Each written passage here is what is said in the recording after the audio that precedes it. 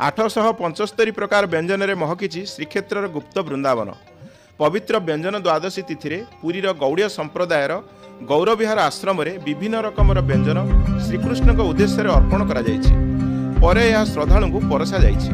विभिन्न प्रकार पिठा मिठा अन्न साग मुग रसा पापड़ रायता चटणी खीरी आदि सुस्वादु प्रसाद सेवन करी श्रद्धालु निजको धन्य मन करिसेंति। मार्गशीर शुक्ल द्वादशी पवित्र तिथि रे प्रतिवर्ष एही विधि पालन करा जाउछि। चलित थर मध्य 875 प्रकार व्यंजन प्रस्तुत होइतिला।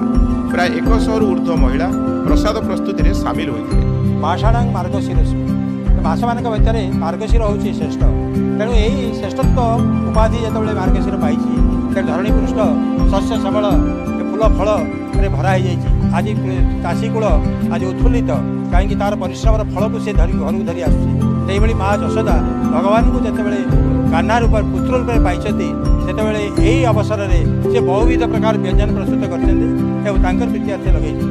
आंतरिकता नथिले एते प्रकार खाद्य राज्य सुभवन बाद्य परिश्रम कर परिवेशन कर संभव सुस्वादु प्रत्येक जिस दिव्यामृत स्वतंत्र धरण थलीपत्र स्वतंत्र धरण रोषे स्वतंत्र धरण मर्यादा व्यवहार से सब अभिभूत कर जो परंपरा आम आशा करवा आम उत्तर पीढ़ी निश्चित यह एक प्रेरणार उत्स कथा रही। वात्सल्य ममतार पड़ी श्रीकृष्ण दुर्बल होइथिबार अनुभव करथिले माँ यशोदा।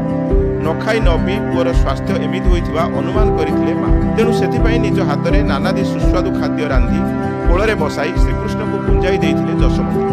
ସେହି ବାତ୍ସଲ୍ୟ ମମତାର ସ୍ମୃତି ହେଉଛି ଏହି ପବିତ୍ର ବ୍ୟଞ୍ଜନ ଦ୍ୱାଦଶୀ ତିଥି। ଯଦିଓ ଅନ୍ୟ ଏକ କଥା ରହିଛି ଯେ ଗୋଚାରଣ ବେଳେ ଶ୍ରୀକୃଷ୍ଣଙ୍କୁ ଭୋକ ଲାଗିଥିଲା, ଯାହାକୁ ଦିବ୍ୟ ଚକ୍ଷୁରେ ଦେଖିପାରିଥିଲେ ରାଧାରାଣୀ ଓ ପରେ ଶ୍ରୀକୃଷ୍ଣଙ୍କ ପାଇଁ ପ୍ରସ୍ତୁତ କରିଥିଲେ ନାନାଦି ବ୍ୟଞ୍ଜନ। ତେଣୁ ଏଭଳି ଏକ ସ୍ମୃତିକୁ ଏବେ ବି ଅନେକ ଗୌଡ଼ୀୟ ସମ୍ପ୍ରଦାୟ ଅନୁଗମନ କରି ଆସୁଛନ୍ତି। ପୁରୀ ଗୌରବିହାର ଆଶ୍ରମ ହେଉଛି ଏହାର ଏକ ବଳିଷ୍ଠ ଉଦାହରଣ।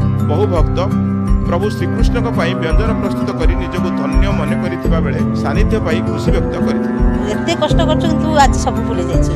राति अनिद्रा हम बहुत किसी सब 875 प्रकार सब किसी करछु। माँ यशोदा जमती पुत्र कृष्ण को मातृत्वर स्नेह दे जमती दियंती व्यंजन प्रस्तुत कर खाया देते आम समस्त मिसी समस्त मातृत्वर हृदय नहीं समस्त व्यंजन प्रस्तुत करूँ।